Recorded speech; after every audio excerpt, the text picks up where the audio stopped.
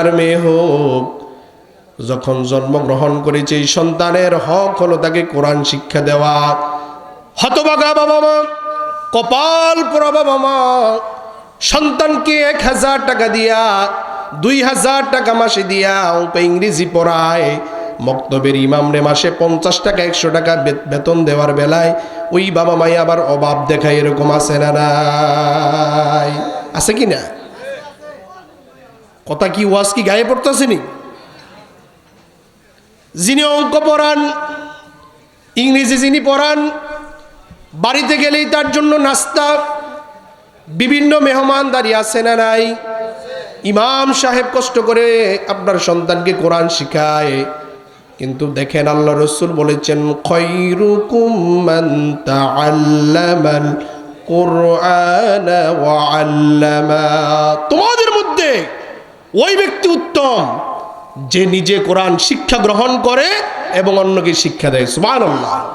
আপনার দৃষ্টিতে যিনি ইংরেজি বা পটর পটর বলতে পারে, যিনি গণিত ভালো পারে তিনি উত্তম, কিন্তু রসুল বলেন না যিনি কোরআন পড়ে এবং কোরআন পড়ায় সে উত্তম। সুবহানাল্লাহ বলেন। কারণ কোরআন যদি আপনার সন্তানকে শিক্ষা দেন, এই কোরআনের মধ্যে বাবা মার অধিকার আছে না নাই? আওয়াজ দিয়ে বলেন আছে না নাই? স্ত্রীর অধিকার আছে না নাই? ছেলে মেয়ের অধিকার আছে না নাই? রান্নাঘর থেকে শুরু করে পার্লামেন্ট পর্যন্ত কিভাবে পরিচালনা করতে হবে সব কিছু আল্লাহ তাআলা কোরআনে বলে দিয়েছেন। সুবহানাল্লাহ। সমাধান চাও যদি জীবনে মরণে, ফিরে যাও খুঁজে নাও চোখ রাখো কোরআনে। সমাধান চাও যদি জীবনে মরণে, ফিরে যাও খুঁজে নাও চোখ রাখো কোরআনে। ঠিক কি না? আজ জাতি, মুসলিম জাতি মুসলমান দাবি করে, কিন্তু তাদের আল্লাহর পক্ষ থেকে যে নাজিলকৃত কালাম এই কোরআন সন্তানকে শিক্ষা দিচ্ছে না। কথা ঠিক কি না? কিন্তু এটা সন্তানের অধিকার।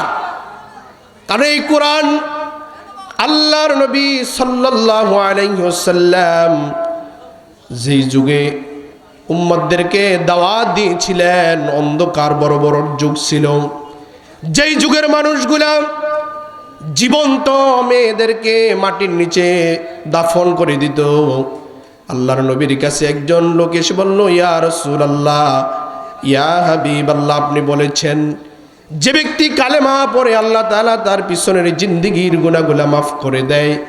ইয়া রাসূলুল্লাহ, আপনি বলেন আল্লাহ রাব্বুল আলামিন কি আমাকেও মাফ করবে কিনা? সুবহানাল্লাহ। আল্লাহর নবী বললেন হ্যাঁ। কিন্তু লোকটি বললেন, ইয়া রাসূলুল্লাহ, জীবনে আমি এত বড় গুনাহ করেছি, আমার মন বলে আল্লাহ রাব্বুল আলামিন আমাকে ক্ষমা করবে না। রাসূল বললেন, বলো তুমি কি গুনাহ করেছো? লোকটি বর্ণনা শুরু করে দিলেন, বললেন, ইয়া রাসূলুল্লাহ, আমার এই হাত দিয়ে একজন নয়, দুইজন নয়, 70 জন জীবন্ত মেয়েকে আমি মাটির নিচে চাপা দিয়ে দিয়েছি। বলেন নাউজুবিল্লাহ। সব থেকে খারাপ যে কাজটা করেছি, একদিন ব্যবসায়ী কাজে আমি যখন দূরে যাচ্ছিলাম, ওই সময় আমার স্ত্রী গর্ভবতী ছিল। স্ত্রীকে বললাম, যখন আমি ব্যবসায় যাচ্ছি, সন্তান যদি প্রসব হয়, যদি ছেলে সন্তান হয় তাকে বাঁচিয়ে রাখবা, আর যদি মেয়ে হয় আমার জন্য অপেক্ষা করবে না, তুমি তাকে মাটির নিচে দাফন করে দিবে। আমি চলে গেলাম ব্যবসায়ী কাজে। অনেক দিন পর আমি যখন বাড়িতে ফিরে আসলাম, এসে দেখলাম আমার ঘরের মধ্যে সুন্দরী রমণী ফুটফুটে একটা সুন্দরী মেয়ে দৌড়াদৌড়ি করতেছে। ইয়া রাসূলুল্লাহ, আমি আমার স্ত্রীকে জিজ্ঞেস করলাম, এই কে? স্ত্রী বলল, স্বামী আমার, আপনি যখন ব্যবসায়ী কাজে দূরে গিয়েছিলেন, আল্লাহ রাব্বুল আলামিন আমাদের ঘরের মধ্যে এই সুন্দরী মেয়েটাকে আল্লাহ দান করেছেন। সুবহানাল্লাহ। তার চেহারা এত সুন্দর, তার চোখের দিকে তাকানোর পরে মায়ায় পড়ে গেলাম। ইয়া রাসূলুল্লাহ, আমি তাকে হত্যা না করে তাকে রেখে দিয়েছি। স্বামী আমার, ও প্রাণের স্বামী আমার, তোমার কাছে অনুনয় করি, তুমি তাকে মেরে ফেলো না। স্বামীও খুশি হয়ে গেলেন। কয়েকদিন গেল, কিন্তু স্বামীর মাথার মধ্যে শয়তান ভর করলো। স্বামী স্ত্রীকে বলতে লাগলো, প্রাণের স্ত্রী রে, তোমার মেয়েটাকে সাজিয়ে দাও, তাকে নিয়ে আমি বন্ধুর বাড়িতে যাব। স্ত্রীও বিশ্বাস করে তাকে সাজিয়ে দিলেন। কিন্তু ওই লোকটা বাড়ি থেকে যখন যাচ্ছেন, হাতের মধ্যে মাটি খোঁড়ার জন্য একটা যন্ত্র নিয়ে গেলেন। মরুভূমির পথ বাদ দিয়ে যখন পাহাড়ের এলাকায় পৌঁছে গেলেন, পাহাড়ের কিনার দিয়ে যখন যাচ্ছেন, হঠাৎ করে থমকে দাঁড়ালেন, মাটির মধ্যে গর্ত করা শুরু করে দিলেন। ছোট্ট মেয়েটা ডেকে বলতেছে, আব্বু তুমি কেন মাটি খনন করতেছো? আমাদের তো কথা ছিল তোমার বন্ধুর বাড়িতে যাব, বেড়াতে যাব। বাবা কোনো কথার জবাব দেয় না। লোকটি বলতেছে, ইয়া রাসূলুল্লাহ, যখন আমি মাটি খনন করতেছি, মাটিগুলো আমার গায়ের মধ্যে এসে লাগে, আমার দাড়ির মধ্যে লাগে। আমার ছোট্ট মেয়েটা তখনও জানে না তাকে মারার জন্য আমি গর্ত খনন করতেছি। আমার মেয়েটা আমার দাড়ি থেকে ওই মাটিগুলা পরিষ্কার করে দেয়, জামা থেকে মাটিগুলা পরিষ্কার করে দেয়, আর বলে, বাবা কেন এত কষ্ট করতেছো? তোমার শরীরে ঘাম এসেছে। তার জামা দিয়ে আমার ঘামগুলা মুছে দেয়। বলতেছে, বাবা চলো আমরা দাওয়াতে যাই। গর্ত যখন করা শেষ হয়ে গেল, যখন আমি আমার মেয়েটার হাত পা বাঁধা শুরু করে দিলাম, ছোট্ট মেয়েটা বুঝতে পেরেছে আমি তাকে হত্যা করে ফেলবো। মেয়েটা আমার ডেকে বলল, আব্বা তুমি আমাকে মেরো না, আমি বুঝতে পেরেছি তোমার ঘরে মেয়ে সন্তান হয়েছে, এই জন্য তোমার লজ্জা হয়েছে, সমাজে তুমি ছোট হয়েছ। তোমাকে কথা দিলাম এই দেশ ছেড়ে অন্য দেশে চলে যাব, আর কোনোদিন তোমার সামনে আসবো না, তোমাকে বাবা বলেও পরিচয় দিব না। ও বাবা তুমি আমাকে ছেড়ে দাও, আমি তোমার থেকে চলে যাব অনেক দূরে। লোকটি বলল, ইয়া রাসূলুল্লাহ, তখনও আমার মায়া লাগলো না। মেয়েটাকে হাত পা বেঁধে ধাক্কা দিয়ে গর্তের মধ্যে ফেলে দিলাম। মেয়েটা উপরের দিকে তাকায়া চোখ দিয়ে ইশারা করে যেন আমাকে বলতেছে, বাবা আমাকে ছেড়ে দাও, আমি অনেক দূরে চলে যাব, তোমার কাছেও আসবো না। আমি একটা পাথর নিয়ে যখন আমার মেয়েটাকে লক্ষ্য করি, ওই পাথরটা মেয়ের মাথা বরাবর মারলাম, মেয়ের মাথাটা ফেটে গিয়া রক্ত বের হয়ে আব্বা বলে একটা ডাক দিয়ে বিদায় হয়ে গেল দুনিয়া থেকে। ইয়া রাসূলুল্লাহ, এরপর থেকে আমি আর রাতের বেলা ঘুমাতে পারি না। রাতের বেলা ঘুমাতে গেলে আমার মেয়েটা যেন ঘুমের মধ্যে ডাক দিয়ে বলে, আব্বা তুমি আমাকে ছেড়ে দাও। আল্লাহর নবীর দাড়ি বেয়ে বেয়ে পানি পড়তেছে। আল্লাহ রসুল সাল্লাল্লাহু আলাইহি ওয়াসাল্লাম বললেন, মানুষও কি পারে এইরকম কাজ করতে? অথচ আল্লাহর রসুল এই কোরআন দিয়ে জাতিকে শিক্ষা দিলেন, তোমাদের যাদের ঘরের মধ্যে কন্যা সন্তান হবে, তাকে লালন পালন করবে, সৎ পাত্রস্থ করবে। আমি রসুল বললাম, সেই ব্যক্তি আমার সাথে জান্নাতে থাকবে। সুবহানাল্লাহ। তাহলে কোরআনের মধ্যে মেয়েদের অধিকার আছে না নাই? কথা বলেন, আছে না নাই? এই কোরআন যদি রাষ্ট্র পরিচালনার জন্য সংবিধান হয়ে যায়, সবাই যার যার অধিকার বুঝে পাবে। কথা ঠিক কিনা বলেন? সকল ক্ষেত্রে কোরআন যার যার অধিকার সঠিকভাবে বুঝিয়ে দিবে। সুবহানাল্লাহ। আপনারা কি চান কোরআন দিয়ে রাষ্ট্র চলুক? কে কে চান হাত তুলে দেখান। নারে তাকবীর। আল কোরআনের আলো। ঘরে ঘরে তো অনেক জ্বালছেন, এবার সংসদে জ্বালো। আল কোরআনের আলো। লিল্লাহে তাকবীর। ভাইরা আমার, এরপরে 6 নম্বর অধিকার হলো সন্তানকে হালালভাবে উপার্জন করে খাওয়ানো। যে বাবা মা সন্তানকে হারাম খাওয়ায়, ওই সন্তান কোনোদিন বাবা মার কাজে আসে না। সন্তান বাবা মারা গেছে, মা মারা গেছে, দেখা যায় কি সন্তান বাবার জানাজায় কি পড়তে হয় এই দোয়াটাও জানে না। এইরকম হতভাগা সন্তান বাবা মা আছে না নাই? কথা বলেন, আছে না নাই? এই জন্য হারাম খেয়ে সন্তান জন্ম দেওয়া যাবে না, সন্তানকেও হারাম খাওয়ানো যাবে না। 7 নম্বর হলো সন্তান যখন বালেগ হয়ে যায়, সন্তানের 7 নাম্বার শেষ অধিকারটা হলো সন্তানকে দিনদার ইমানদার পাত্র পাত্রী দেখে বিবাহ দিয়ে দেওয়া। সুবহানাল্লাহ। আপনারা কি দিনদার দেখে দেন? কার টাকা আছে, কার পয়সা আছে, কথা ঠিক নেবে ঠিক? হ্যাঁ। বিয়ার মধ্যে আরেকটা রূপ, হাজী সাহেব হজ করেছে, যাকাতও দেয়, কিন্তু মেয়ের বিয়াতে বক্স বাজায়, এরকম হাজী সাহেব আছে না নাই? ছেলের বিয়াতে বক্স বাজায়, এরকম হাজী সাহেব আছে না নাই? 5 ওয়াক্ত নামাজও পড়ে, অপসংস্কৃতিকে লালন করে সন্তানের বিয়া শাদিতে বক্স বাজানো, মেয়ে এনে নাচানো, অশ্লীলতা বেহেপনা ছড়াই দেওয়া, এটা মুসলমান সংস্কৃতি নয়, ঠিক কি না? এগুলা কি করা যাবে?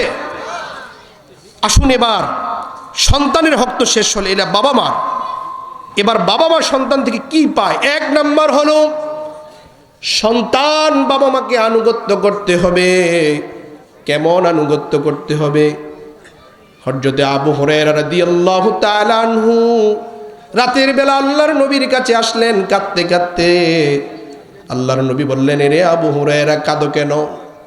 বলল, ইয়া রাসূলুল্লাহ, রাতের বেলা আপনার দরবার থেকে কোরআন শুনে যখন মায়ের কাছে গেলাম, মা আমাকে মারধর করেছে। রাসূল বললেন, তোমার মা তোমাকে মেরেছে, এই জায়গায় আমার কাছে নালিশ দিলে আমি রাসূল এই বিষয়ে কিছুই করতে পারবো না।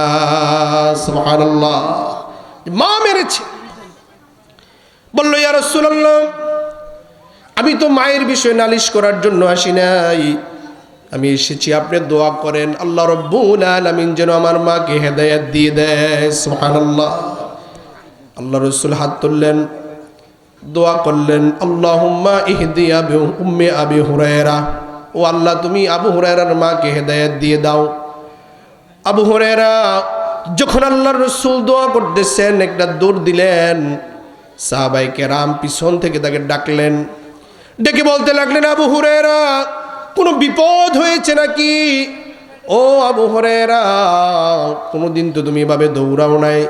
আবু হুরায়রা বলল, তোমরা আমাকে থামিও না, আমাকে দৌড়াতে দাও, আমি দৌড়ে গিয়ে বাড়িতে দেখতে চাই আমি বাড়িতে আগে পৌঁছেছি নাকি আল্লাহর নবীর দোয়া আমার বাড়িতে পৌঁছে গেছে। সুবহানাল্লাহ। আবু হুরায়রা বলেন, আমি যখন বাড়িতে গেলাম, গিয়ে দেখি আমার মা গোসল করে আছে। বলল, আবু হুরায়রা, তুমি তো কোনো খারাপ দরবারে যাও নাই, তুমি যেই মুহাম্মাদের কাছে গিয়েছো আমাকে সেখানে নিয়ে যাও আর আমাকে পড়িয়ে দাও লা ইলাহা ইল্লাল্লাহু মুহাম্মাদুর রাসূলুল্লাহ লা ইলাহা লা লা ইলাহা ইল্লাল্লাহ লা ইলাহা লা ইলাহা ইল্লাল্লাহ মুহাম্মাদুর রাসূলুল্লাহ সাল্লাল্লাহু আলাইহি ওয়াসাল্লাম। 2 নম্বরে বাবা মার আনুগত্য করা। 2 নম্বর হলো বাবা মাকে সম্মান করা। আল্লাহর নবী তার বাবা মাকে কেমন সম্মান করতেন? আল্লাহর নবী সাহাবায়ে কেরামদেরকে নিয়ে বসে দ্বীনের তালিম দিচ্ছেন, এমন সময় একজন মহিলা আল্লাহর নবীর সামনে আসলেন। যেই মহিলাকে দেখা মাত্র আল্লাহর নবী বসা থেকে দাঁড়িয়ে গেলেন। সুবহানাল্লাহ। মহিলা যখন রাসূলের কাছে আসলেন, আল্লাহর রাসূল নিজের চাদরটা বিছিয়ে দিলেন। মহিলার সাথে কথা শেষ হয়ে গেল। মহিলা যখন চলে যাচ্ছেন, আল্লাহর রাসূল আবার দাঁড়িয়ে গেলেন। সুবহানাল্লাহ। সাহাবায়ে কেরাম বলতে লাগলেন, ইয়া রাসূলুল্লাহ, এই ব্যক্তি কোন মহিলা যার সম্মানে আল্লাহর নবী দাঁড়িয়ে যায়? আল্লাহর নবী বললেন, সাহাবীরা, আমি আমার মায়ের আদর তেমন পাই নাই, কিন্তু যার বুকের দুধ খেয়ে আমি বড় হয়েছিলাম তিনি হলেন আমার দুধমা হালিমাতুস সাদিয়া। সুবহানাল্লাহ। রাসূল নিজের চাদর বিছিয়ে দিয়েছে, কিন্তু সমাজের মধ্যে এমনও বেয়াদব সন্তান আছে, নিজের চেয়ারের মধ্যে বসে থাকে, বাবা পাশে দাঁড়ায় থাকে, এরকম দৃশ্য সমাজের মধ্যে দেখা যায়। আছে না নাই? কথা বলেন, আছে না নাই? আদব শিক্ষা দিতে হবে। মাদ্রাসায় এসে সন্তানকে যদি কোরআন শিক্ষা না দেন, হাদিস শিক্ষা না দেন, এইরকম বেয়াদব আপনার আমার ঘরে হওয়ার সম্ভাবনা আছে না না? 3 নাম্বার হলো বাবা মার ভরণ পোষণ দেওয়া। এটাকে অনেক সন্তান নফল মনে করে, অতিরিক্ত মনে করে। বরং না, আপনার ঘরে আপনার স্ত্রীর যেরকম অধিকার, আপনার ছেলের যেই রকম অধিকার, আপনার মেয়ের যেই রকম অধিকার, বাবা মারও অধিকার আছে না নাই? কথা কন না, আছে না নাই? বিয়ার আগে সন্তান দেখা যায় বাবা মার সাথে ঠিক সব আছে, যেই না মাত্র সন্তান বিয়ে করলো, স্ত্রীকে নিয়ে আলাদা হয়ে গেল, বাবা মার খবর নেয় না, খোঁজ নেয় না। মা খেয়ে আছে না না খেয়ে আছে, বাবা খেয়ে আছে না না খেয়ে আছে, এরকম খোঁজ খবর নেয় না। এরকম সন্তানও সমাজে আছে না নাই? বাবাকে জীবনে একবারও সালাম দেয় না, শ্বশুরকে সালাম দিতে দিতে বারবার হয়রান হয়ে যায়, এরকম সন্তান আছে না নাই? আপনারা কি বাবা মাকে সালাম দেন কিনা? এই সালাম শিক্ষা দেওয়া হয় মাদ্রাসায়। যখন মাদ্রাসার উস্তাদ শিখিয়ে দেয়, চিনা অচেনা, ছোট বড়, বালেক নাবালেক সকলকে তুমি সালাম দাও, আসসালামু আলাইকুম ওয়া রাহমাতুল্লাহি ওয়া বারাকাতুহু। দেখবেন মাদ্রাসার ছাত্ররা লাইন ধরে হাঁটে, যখন একজন না যতজন লাইনে আছে সবাই সালাম দেয়। কথা ঠিক নেবে ঠিক? কারণ এই শিক্ষা দিচ্ছে। এই জন্য আপনার সন্তানকেও মাদ্রাসায় দেওয়া দরকার, আছে না নাই? আমার সময় শেষ, আর 3টা আছে। 4 নাম্বার হলো বাবা মা যদি অসুস্থ হয়ে যায়, সন্তানের ওপর দায়িত্ব হলো বাবা মার সেবা করা, তার চিকিৎসার ব্যবস্থা করা। ঠিক কিনা?